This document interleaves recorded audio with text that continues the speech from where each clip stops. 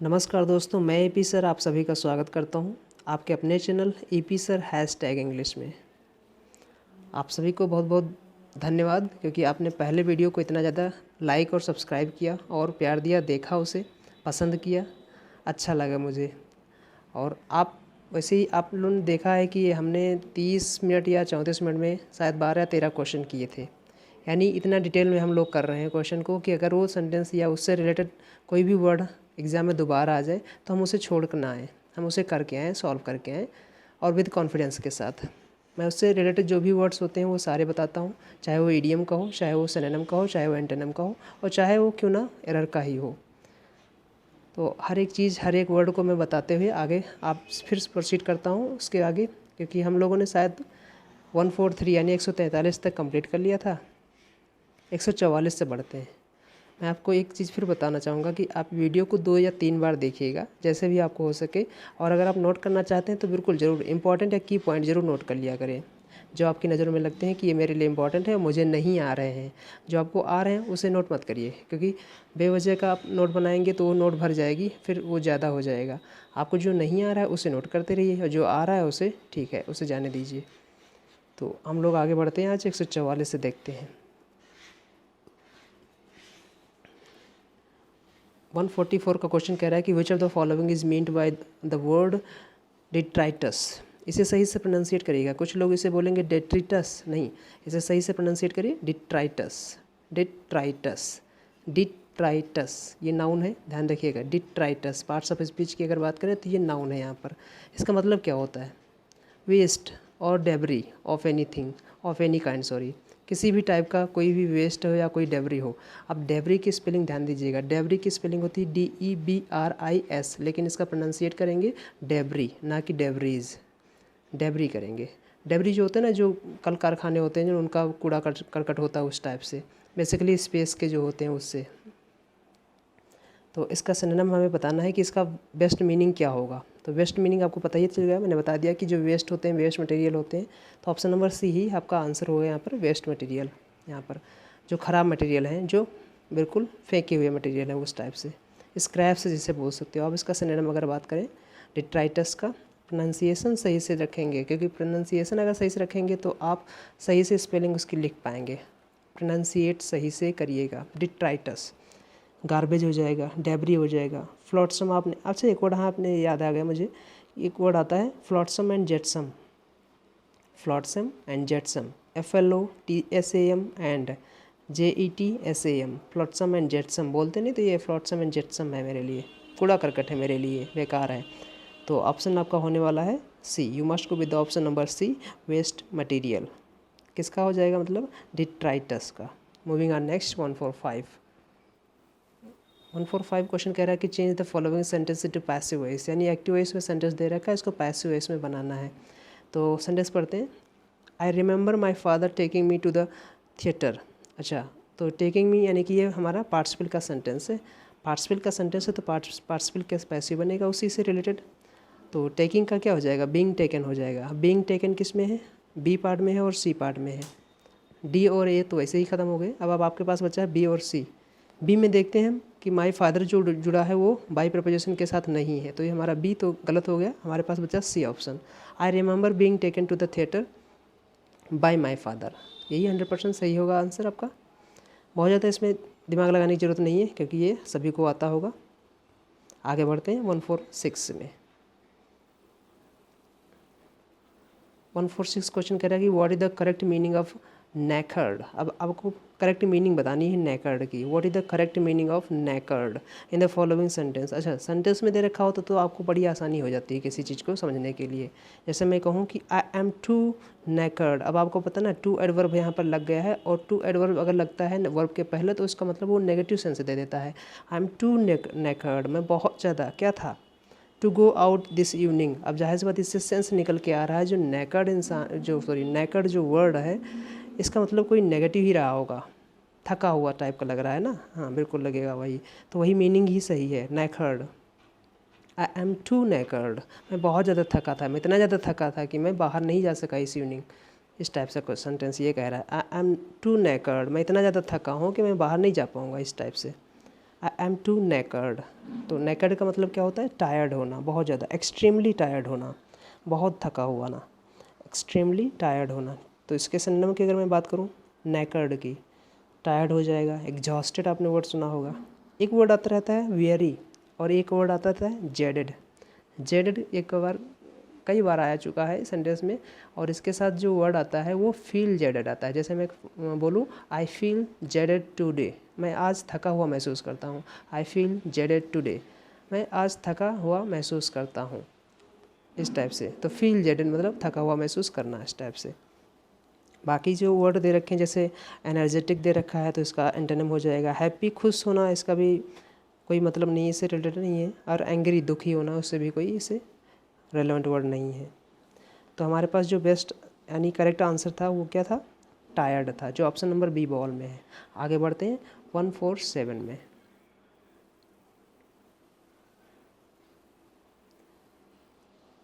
अब देखो ये आरओ रिव्यू ऑफिसर का पेपर है 2020 का, और इसमें हर एक टाइप की इंग्लिश पूछी गई है आपको। यानी कि आपको ये नहीं कि सिर्फ आपको ग्रामर आ रही हो तो आपका काम चल जाएगा, आपको पूरी इंग्लिश आ रही हो, ये बेटर है। हर एक वर्ड टू वर्ड आपको आ रहा हो, उस टाइप से आपको पता चल पाएगा कि आपको चीज़ें आ रही हैं।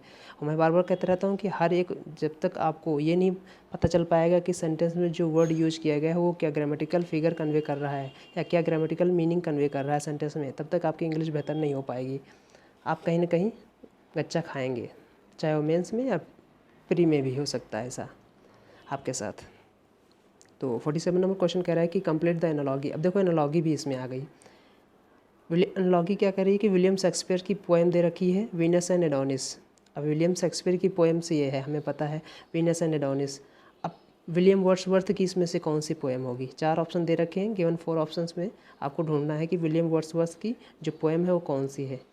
अ कंप्लेंट है, या मॉडर्न लव है, या fire flies in the garden है, या लव एंड डेथ है, प्यार एंड मौत।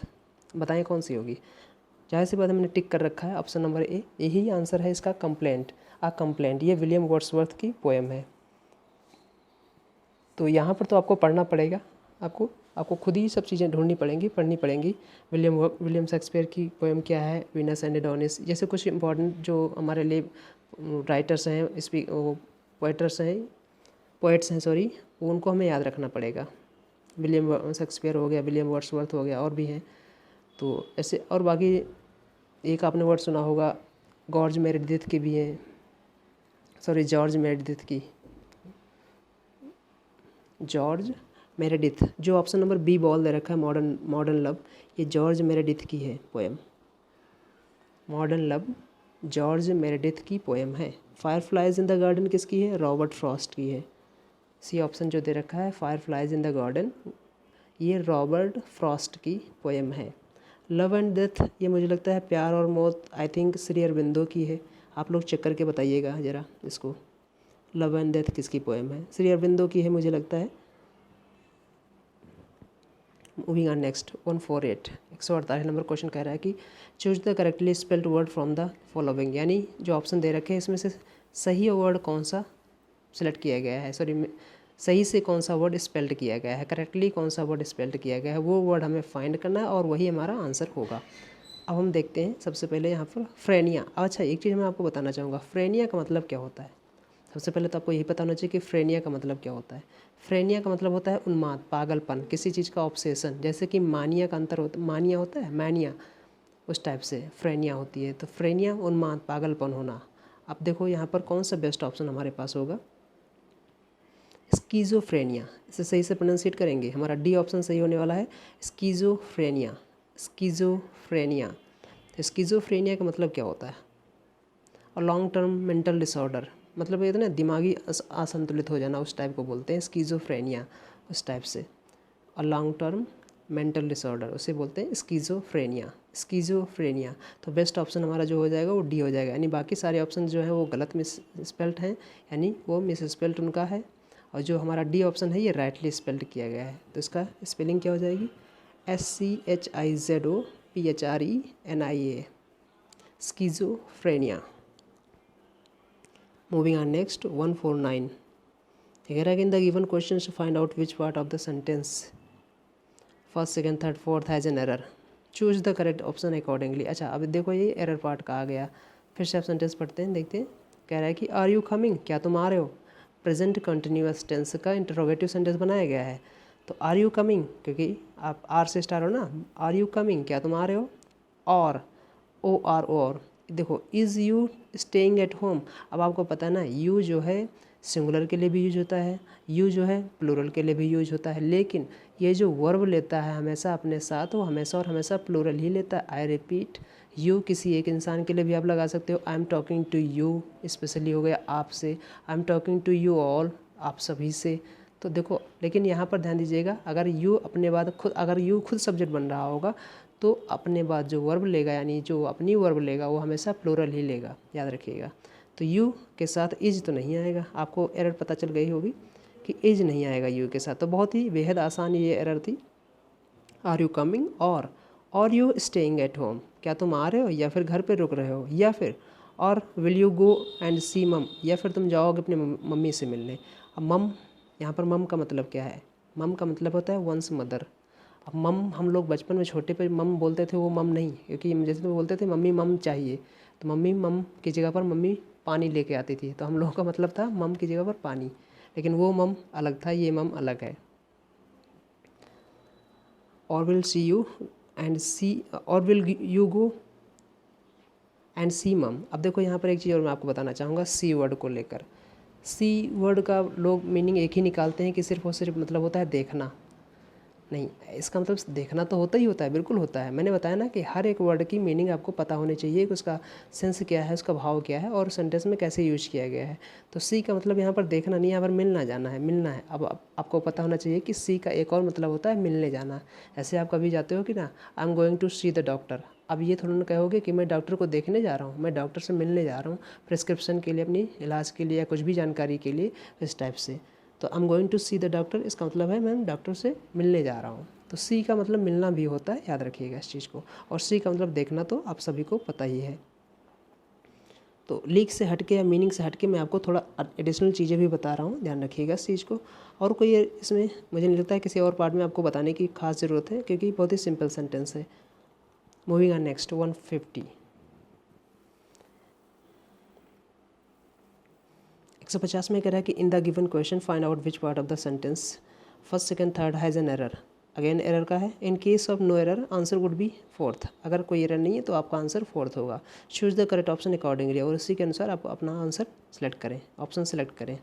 फिर क्या करें sentence, I try to get the surgeon. अब I try to get the surgeon, मैंने सर्जन को पाने की भरसक प्रयास किया। I try to get the surgeon, मैंने कोशिश की सर्जन को पाने के लिए, यानी सर्जन से मिलने के लिए, सर्जन को कुछ बताने के लिए कुछ कहना है। To elicit that she just needed time to get used to the idea. अब देखो इस सेंटेंस में आपको बताने की बहुत सारी चीज़ें हैं।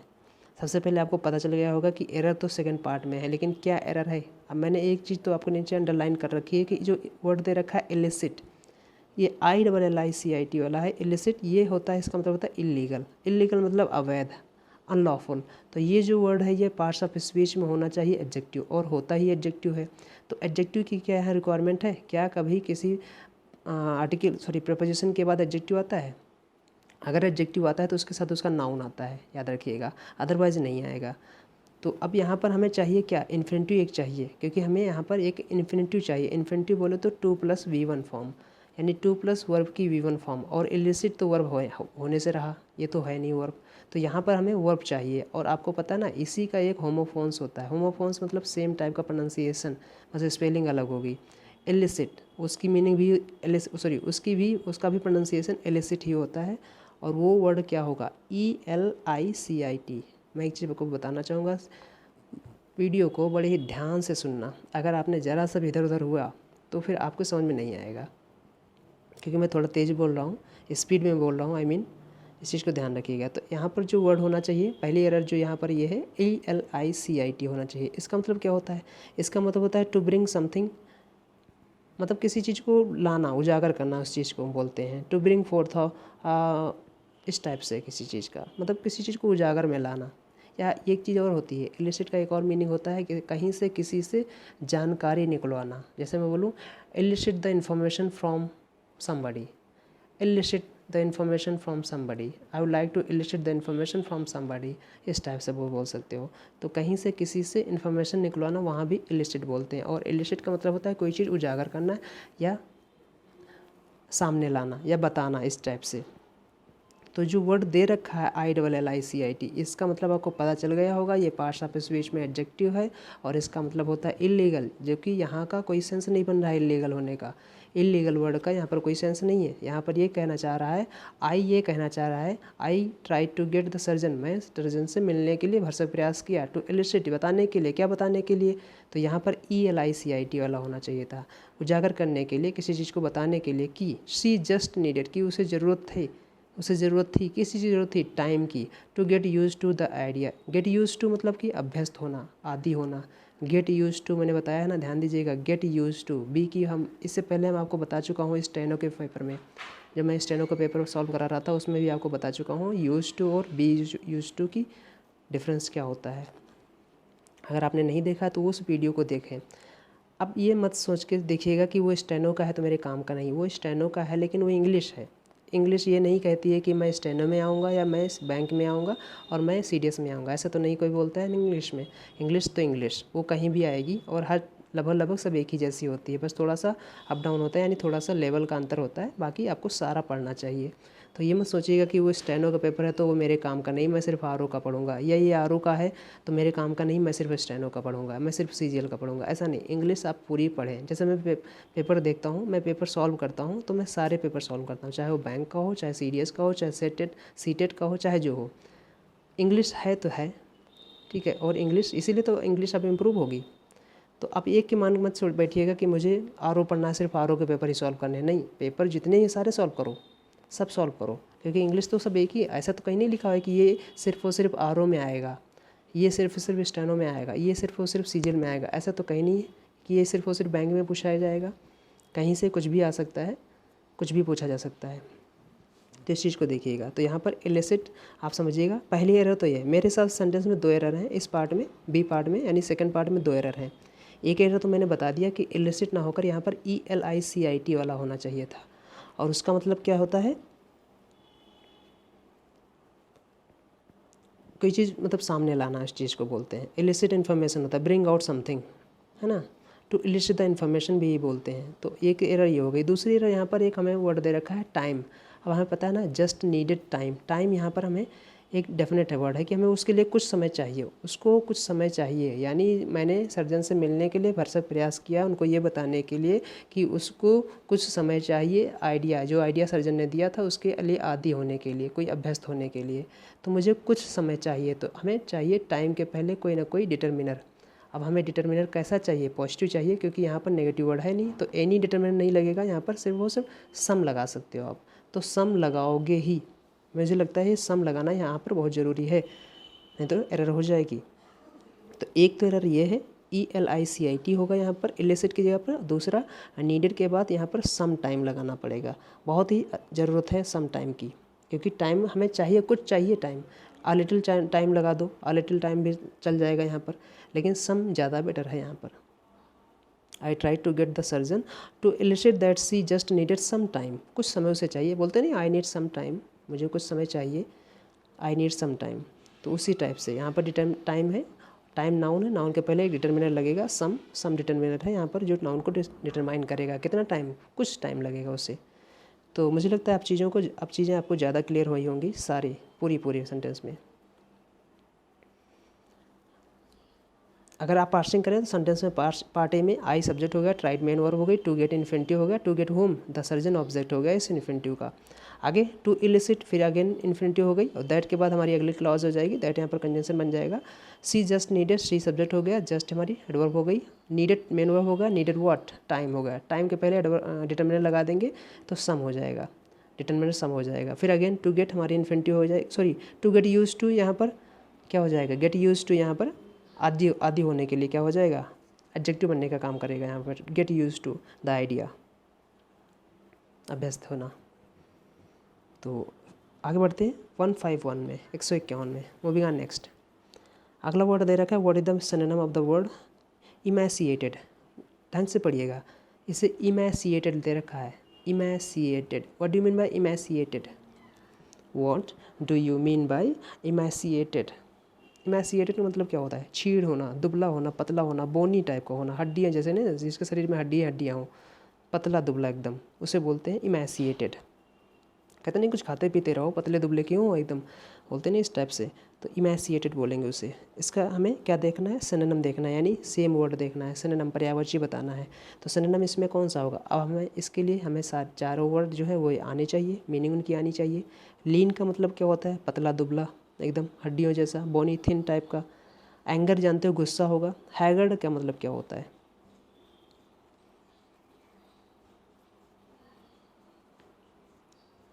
हैगर्ड का मतलब बताएं जरा। टायर्ड, थका हुआ एकदम ना, हैगर्ड हो गया, एकदम एग्जॉस्टेड हो जाना।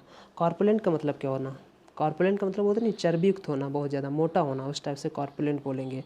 तो कॉर्पुलेंट अगर देखा जाए तो इमैसिएटेड का एंटोनिम हो जाएगा, लेकिन हमें चाहिए यहाँ पर सिनोनिम। तो सिनोनिम हमारा कौन सा होगा? लीन होगा, पतला दुबला, वही हमारा सिनोनिम हो जाएगा। लीन, पतला दुबला, वही हमारा क्या हो जाएगा? सिनोनिम हो जाएगा। आगे बढ़ते हैं, 152 नंबर क्वेश्चन देखते हैं, 152। कह रहा है कि choose the correct option which has the same relation like that in the given words. मतलब जैसे वही सेम टाइप का, एनालॉगी टाइप का है। कि वसिफरस का मतलब क्या होता है? तो आपको पता होना चाहिए कि वसिफरस का मतलब होता है नॉइजी, बहुत ज़्यादा शोर शराबे वाला। वसिफरस, हो हल्ला वाला, शोर शराबा वाला, तो वसिफरस का मतलब होता है नॉइजी। वैसे ही सेम मीनिंग इंट्रांसिजेंट का क्या होगा? तो इंट्रांसिजेंट मतलब जैसे यहाँ पर वसिफरस का सिनोनिम दे रखा है नॉइजी, तो इंट्रांसिजेंट का भी सिनोनिम आपको देना पड़ेगा। तो इंट्रांसिजेंट का मतलब क्या होता है? जिद्दी होना, टेनेसियस होना, एडमेंट हो जाना। अच्छा, एक चीज़ मैं आपको बताना चाहूँगा, जिद्दी होना बड़ा ही अच्छा है, अच्छा होता है, लेकिन कब? पॉजिटिव चीज़ के लिए, नेगेटिव चीज़ के लिए नहीं। आपके पास जो नहीं है उसे आप मांग रहे हो, वो जिद्दीपन खराब है। लेकिन आपका जो दृढ़ संकल्प है, जैसे आपको क्वालिफाई करना है कोई पेपर, तो आप उसके लिए जिद्दी होना पड़ेगा, आपको एडमेंट होना पड़ेगा, ऑब्डुरेट होना पड़ेगा उसके लिए आपको, टेनेसियस होना पड़ेगा उसके लिए आपको, है ना। तो जिद्दी अच्छी होती है, जिद्दीपन अच्छा होता है, लेकिन पॉजिटिव चीज़ के लिए। तो जिद्दी बनोगे, अच्छा तरक्की करोगे इस टाइप से। तो जिद्दी होना बेहतर मतलब बहुत ही अच्छा है, लेकिन उसको सही डायरेक्शन में, नेगेटिव वे में नहीं। तो इंट्रांसिजेंट का मतलब क्या हो जाएगा? जिद्दी, ऑब्डुरेट, टेनेसियस, एडमेंट, स्टबर्न, ऑब्स्टिनेट, अनयील्डिंग। तो ये हमें सारे सिनोनिम हमने आपको बता दिया है। अब हमारे पास यहाँ पर सिर्फ और सिर्फ इसका एक ही सिनोनिम दे रखा है गिवन ऑप्शन में, डी, स्टबर्न। स्टबर्न मतलब जिद्दी होना। बाकी जैसे प्लायंट दे रखा है ए ऑप्शन में, डोसाइल दे रखा है बी ऑप्शन में, फ्लेक्सिबल ऑप्शन दे रखा है सी ऑप्शन में। ये तीनों के तीनों आपस में एक दूसरे के सिनोनिम हो जाएंगे, क्योंकि प्लायंट का मतलब भी होता है कोमल लचीला। डोसाइल भी वो इंसान होता है जो आसानी से जैसे किधर भी मोड़ा जा सकता है, मतलब कुछ भी उसके साथ किया जा सकता है, उसे डोसाइल इंसान बोलते हैं। फ्लेक्सिबल भी जानते हो, चीज़ें फ्लेक्सिबल होती हैं, लचीली होती हैं उस टाइप से। तो फ्लेक्सिबल इंसान भी नहीं अच्छा होता है, डोसाइल इंसान भी बहुत अच्छा नहीं होता है, प्लायंट इंसान भी बहुत अच्छा नहीं होता है, इस टाइप से ध्यान रखिएगा। इंट्रांसिजेंट का जिद मतलब सिनोनिम हमें क्या होगा? स्टबर्न होगा। Moving on 153, 153। Convert the following sentence to simple past tense. अच्छा, एक प्रेजेंट इंडिफरेंट टेंस का सेंटेंस दे रखा है और उसे हमें पास्ट में बना देना है, तो ये तो आसान है आपके लिए।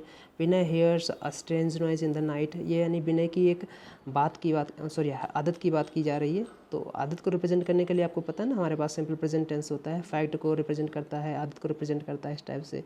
कोई ऐसा एक्शन जो इनकम्प्लीशन हो उसे रिप्रेजेंट करता है प्रेजेंट इंडिफरेंट टेंस, है ना। इस चीज़ को ध्यान रखिएगा। तो अब इसीलिए प्रेजेंट इंडिफरेंट टेंस बनाया गया है। टेंस कैसे बने हैं, क्यों बने हैं, उन सारी चीज़ों को रीज़न मैं बताऊंगा, क्लास में भी बताता रहता हूँ, और यहाँ पर भी ज़रूरत पड़ी तो ज़रूर बताऊँगा। आज पेपर सॉल्व करा रहा हूँ तो उसी हिसाब से आपको बता रहा हूँ।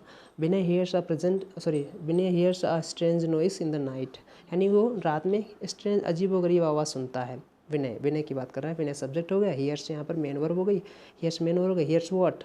अ नॉइज़, नॉइज़ यहाँ पर मेन ऑब्जेक्ट हो जाएगा, और नॉइज़ कैसी? स्ट्रेंज, स्ट्रेंज क्या हो जाएगी? एडजेक्टिव हो जाएगी। इन प्रपोजिशन हो जाए, प्रपोजिशन के बाद नाइट जो आया नाउन इस प्रपोजिशन का ऑब्जेक्ट हो जाएगा।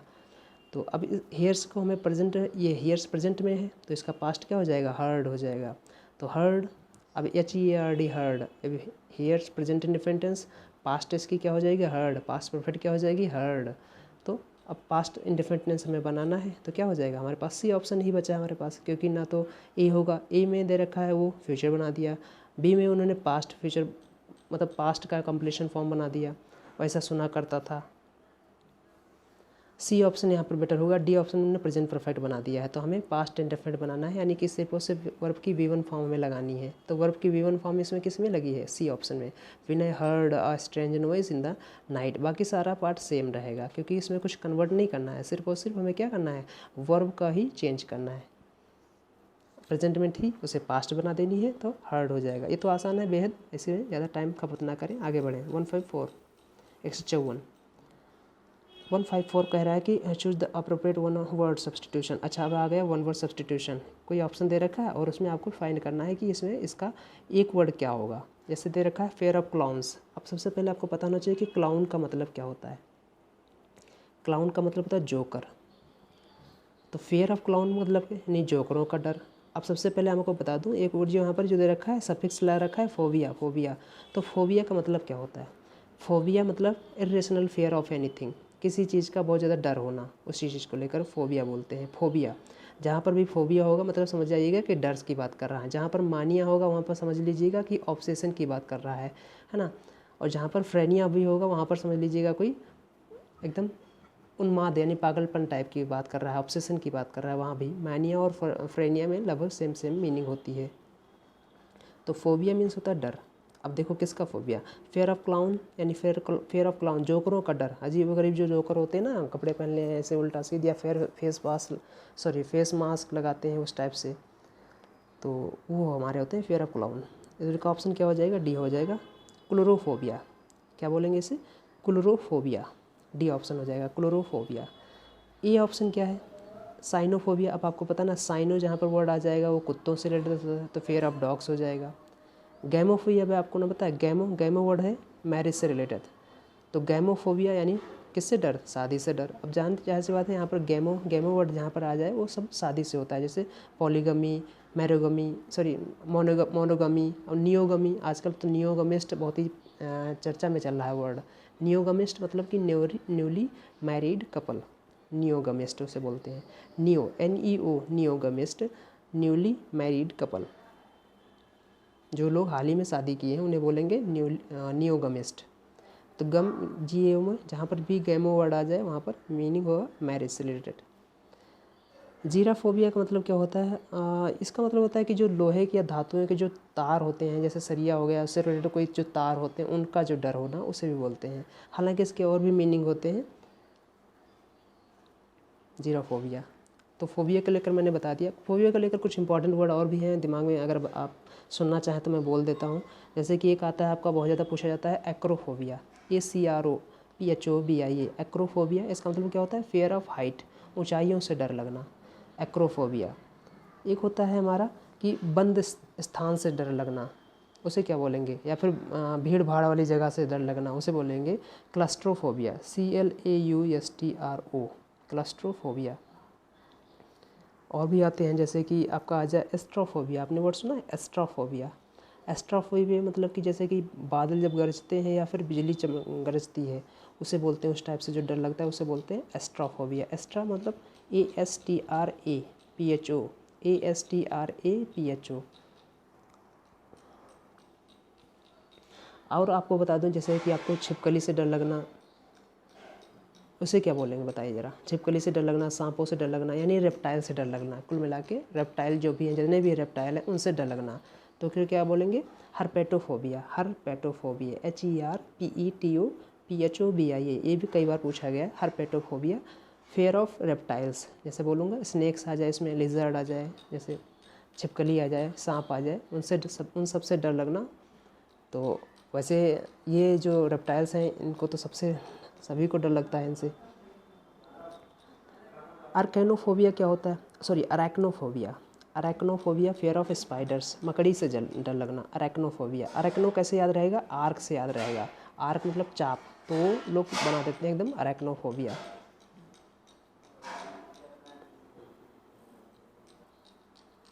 तो अरेक्नोफोबिया मतलब कि फेयर ऑफ स्पाइडर्स, मकड़ियों का डर लगना। और इससे आपको आ जाए हाइड्रोफोबिया, तो आपको पता ना, हाइड्रो मीन्स होता है वाटर, फोबिया मीन्स होता है डर, तो पानी से डर लगना। हीमोफोबिया आ जाए तो आपको पता ना, हीमो बनता है हीमोग्लोबिन से, यानी ब्लड से डर, खून से डर लगना। बहुत ज़्यादा खून देख लेते हैं तो लोग डर जाते हैं, बेहोश हो जाते हैं, उसे बोलते हैं हीमोफोबिया, फियर ऑफ ब्लड। ऐसे आ जाए आपका ऑटोफोबिया मतलब अकेले होने से डर लगना, फियर ऑफ बीइंग अलोन। तो ऐसे तो वर्ड आपको याद रहेंगे। हाइड्रो मीन्स पानी होता है, हीमो मीन्स हीमो ब्लड होता है, ऑटो मीन्स अकेला होता है, ये सब चीज़ें याद रहेंगी आपको। मूविंग ऑन नेक्स्ट, आगे बढ़ते हैं। नहीं तो बहुत सारे वर्ड हैं, आपको बताते रहेंगे तो 1-1.5 घंटा तो इसी में बताते होते हैं। तो आगे बढ़ते हैं, 155 क्वेश्चन देखते हैं। Fill in the blank with the unappropriate option. अब 155 में कह रहा है कि बेस्ट ऑप्शन आपको सेलेक्ट करना है। यहाँ पर अनु की बात कर रहा है, अनु सब्जेक्ट है, दो इल इक्विप्ड है, मतलब उसके अनु दो यद्यपि इल इक्विप्ड है, यानी कि इल इक्विप्ड मतलब क्या होता है, गैर सुसज्जित, यानी उसके पास साजो सामान नहीं थी।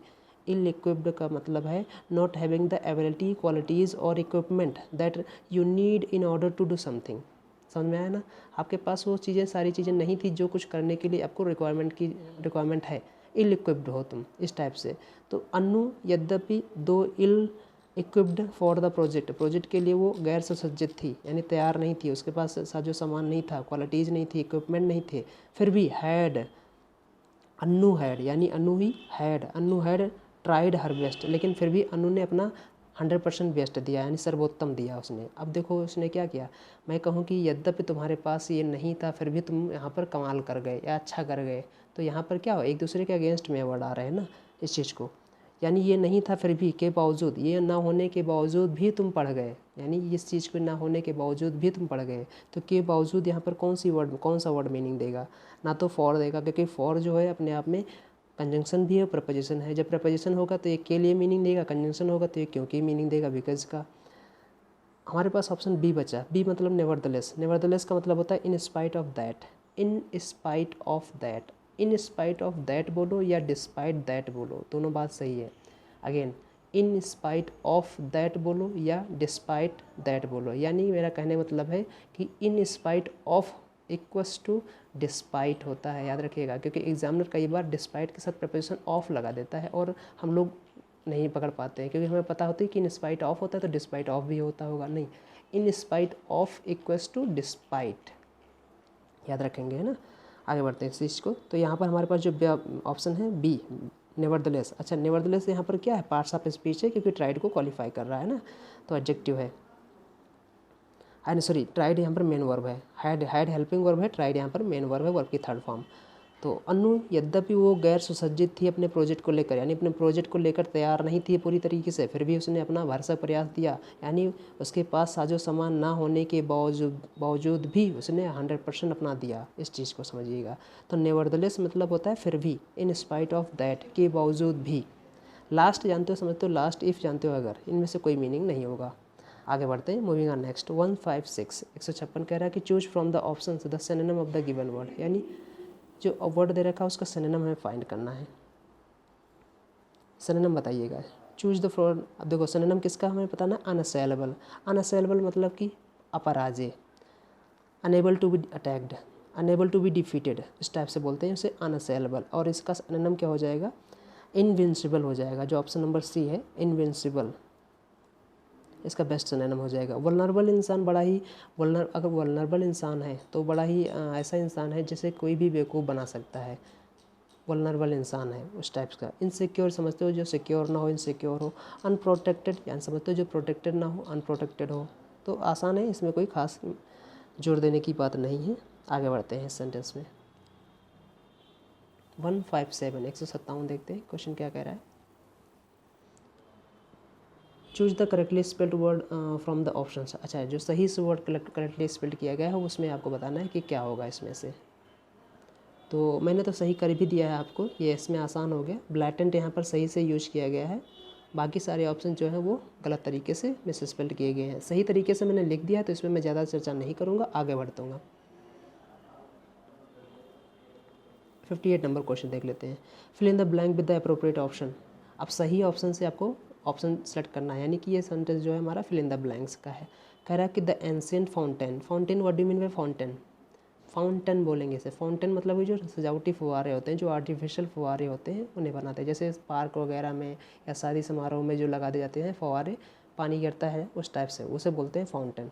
तो एंशिएंट फाउंटेन, अब जो कोई प्राचीन फव्वारा था, वाज हिडन पैसिव वॉइस में है। हिड की सेकंड फॉर्म नहीं है, थर्ड फॉर्म है, क्योंकि वाज के बाद यहाँ बी के बाद वर्ब की थर्ड फॉर्म आई पैसिव बनाने के लिए। तो द एंशिएंट फाउंटेन यानी जो प्राचीन फव्वारा कोई था वो छुपा हुआ था। कहाँ छुपा हुआ था? अब देखो ट्रीज़ है, ट्रीज़ सिंगुलर है प्लूरल है, तो ट्रीज़ प्लूरल है, और प्लूरल के लिए हमें यहाँ पर क्या है, पेड़ों के बीच में छुपा हुआ था। के बीच में यहाँ पर कौन सा वर्ड लगेगा? आसान है, बहुत ही आसान है, एमंग लगेगा। फ्रॉम, फॉलो, ड्यूरिंग कुछ नहीं लगेगा, क्योंकि ड्यूरिंग तो आता है टाइम को रिप्रेजेंट करने के लिए, फॉर नहीं लगेगा। बाकी सारे ऑप्शन इररेलेवेंट है, एक ही ऑप्शन हमारा आपका सही है अमंग का। तो जो फाउंटेन यानी कि जो प्राचीन फाउंटेन था वो छुपा हुआ था। हिडन जो है वर्ब की थर्ड फॉर्म है यहाँ पर। हाइड सबसे पहले V1 फॉर्म होती है हाइड, इसकी second form hid. V1 form hide, second form hid और थर्ड फॉर्म हिडन, याद रखिएगा। Hide, hid, hidden irregular verb है, याद रखेंगे इस चीज़ को। Hide, hid, hidden. तो यहाँ पर जो वाज के बाद हिडन वर्ब आई, वर्ब की थर्ड फॉर्म है, पैसिव वॉइस में यूज किया गया है। जो फाउंटेन प्राचीन फाउंटेन था, जो प्राचीन फव्वारा था, वो छुपा था, पेड़ों के बीच में छुपा था, है ना, इस टाइप से। तो was hidden among the trees. Moving on next 159, change the given sentence into from direct into two indirect, sorry, यानी डायरेक्ट से इनडायरेक्ट आपको बनाना है सेंटेंस में। तो क्या कह रहा है? Mister Mathur said I want to meet your parents. Mister Mathur subject हो गया, सेड हो गया। आई वांट यानी कि हमारे देखो मिस्टर माथुर सेड, ये रिपोर्टिंग वर्ब हो गई। I want to meet your parents, ये रिपोर्टेड स्पीच हो गया। Mister Mathur said reporting verb हो गई। I want to meet your parents reported speech हो गया। रिपोर्टिंग वर्ब हमारी पास्ट में है, रिपोर्टेड स्पीच हमारी प्रेजेंट में है। तो जब रिपोर्टिंग वर्ब हमारी पास्ट में होती है तो रिपोर्टेड स्पीच अगर प्रेजेंट में होता है तो उसे पास्ट इंडेफिनिट में बना देते हैं। प्रेजेंट इंडेफिनिट में है तो पास्ट इंडेफिनिट में बना दो, यानी पास्ट इंडेफिनिट की जो वर्ब हो जाएगी सिर्फ और सिर्फ वर्ब चेंज होगी, बाकी प्रोनाउन भी उसके अकॉर्डिंग चेंज हो जाते हैं। नरेशन में आपको पता होना चाहिए। तो आई यहाँ पर चेंज होगा मिस्टर माथुर के अनुसार, क्योंकि फर्स्ट पर्सन प्रोनाउन जो चेंज होता है सब्जेक्ट के अकॉर्डिंग चेंज होता है एज पर the subject of reporting verb. तो आई मिस्टर माथुर के अनुसार चेंज होगा। मिस्टर माथुर सिंगुलर ही है तो ही बन जाएगा। अब देखो किस में है, mister Mathur said that, D option में Mr Mathur said that he wanted, देखो he wanted to meet my parents. अब माई कहाँ से आएगा, कोई बताएगा? दिमाग जरा लगाओगे। मैं आपको क्लास में बता चुका हूँ, मेरे बच्चे जो हैं वो जान गए होंगे कि अगर आपके पास यहाँ पर ऑब्जेक्ट नहीं दे रखा है रिपोर्टिंग वर्ब में डायरेक्ट सेंटेंस में, तो आप अपनी तरफ से ऑब्जेक्ट मानिए ऑप्शन के अकॉर्डिंग, मी या फिर हिज को, हिम को मानकर, सॉरी फर्स्ट पर्सन या थर्ड पर्सन के किसी ऑब्जेक्ट को मानकर, उसी हिसाब से पैसिव सॉरी नरेशन में ऑब्जेक्ट दे रखा होगा वहाँ पर। तो यहाँ पर आप एज्यूम करिए कि जो हमारा डायरेक्ट सेंटेंस दे रखा है mister Mathur said to me, यहाँ पर यानी मी मुझसे, तो मी जो चेंज होगा वो किसके अकॉर्डिंग चेंज हो जाएगा? माई से, क्योंकि फर्स्ट पर्सन प्रोनाउन चेंज होगा ना, माई मी के कारण से तो माई हो जाएगा इस टाइप से। सॉरी योर जो चेंज होगा, आई मीन मैं गलत हूँ, मैं ये कहना चाह रहा था कि जो योर चेंज होगा, सॉरी यहाँ पर योर जो है सेकंड पर्सन प्रोनाउन है जो ऑब्जेक्ट के अकॉर्डिंग चेंज होगा, और ऑब्जेक्ट यहाँ पर मी होगा तो मी योर मी के अकॉर्डिंग माई हो जाएगा, बिल्कुल सही हो जाएगा। यानी कि मैं फिर से पढ़ दे रहा हूँ, कन्फ्यूज तो नहीं है, मैं इसलिए पढ़ दे रहा हूँ, इसे ध्यान से समझिएगा। Mr Mathur said to me, assume करिएगा Mr Mathur said to me I want to meet your parents. अब ये सेंटेंस सही है, इसको समझिए। और फिर इसका क्या बना है? Mister Mathur said that he wanted to meet my parents.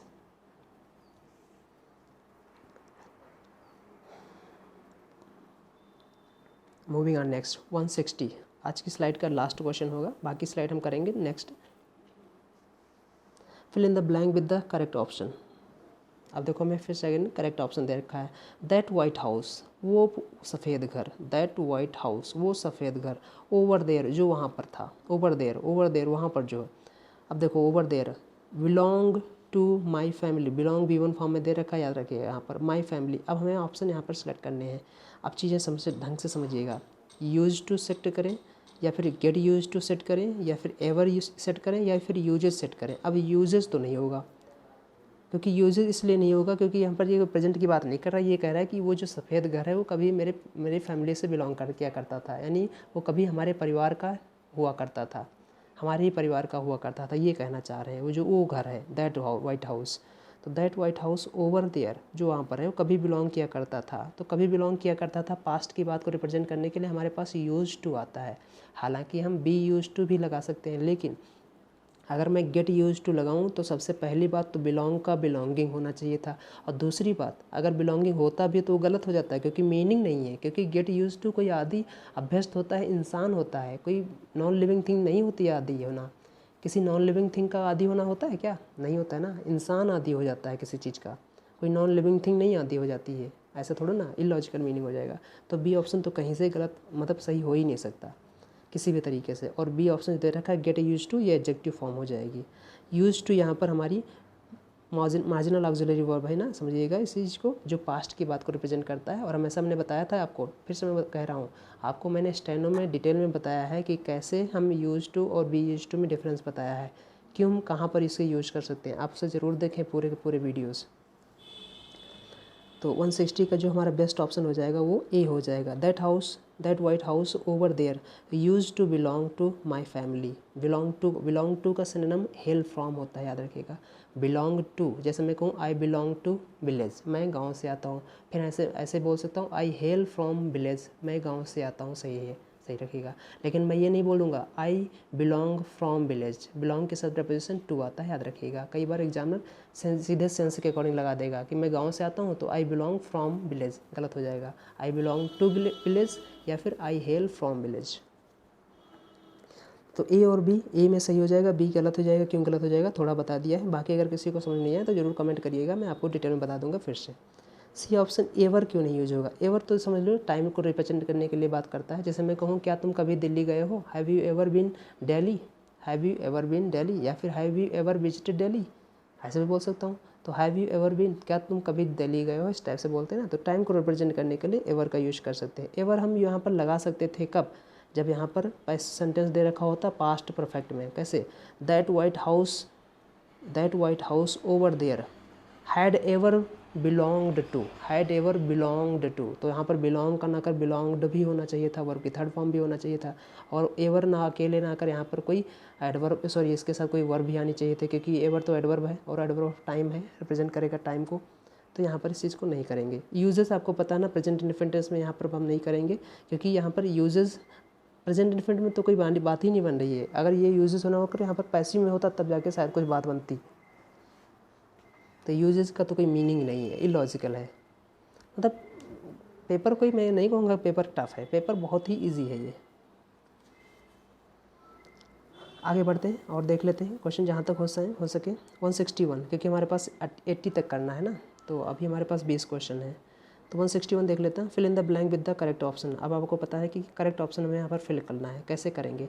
There are dash words in the countryside now then there were 30 years ago. बिल्कुल सही बात कर रहा है। आज के 30 सालों के पहले की अगर बात करूँ तो गाँव एरिया में जो पक्षी हुआ करते थे वो बहुत ज़्यादा हुआ करते थे। अब तो बहुत कम रह गए, अभी भी हालांकि हमारे घर के आसपास बहुत ज़्यादा हैं, सबके हर जगह पास बहुत हैं। शहरों से तो काफ़ी अच्छे तो भाई हालत देहात में है, गांव में है। शहर में तो एक भी नहीं, शहर में तो बहुत ही हालत ख़राब है। वहाँ तो चिड़ियाँ जगाने के बजाय यहाँ पर गाड़ियाँ भी चींची पीछे करती हैं। कहने का मतलब भैया ये कि सुबह आपको चिड़ियों की आवाज़ ना सुनकर गाड़ियों की आवाज़ सुनने को मिलती है, पें पाँ। लेकिन गांव में क्या होता है, वहाँ पर चिड़ियों की आवाज़ सुनने को मिलती है। बड़ा ही अच्छा मनोरम दृश्य होता है सुबह का, बहुत ही अच्छा, तरोताज़ा फील करोगे एकदम बाहर निकल के। तो वहाँ की बात ही अलग होती है गांव की।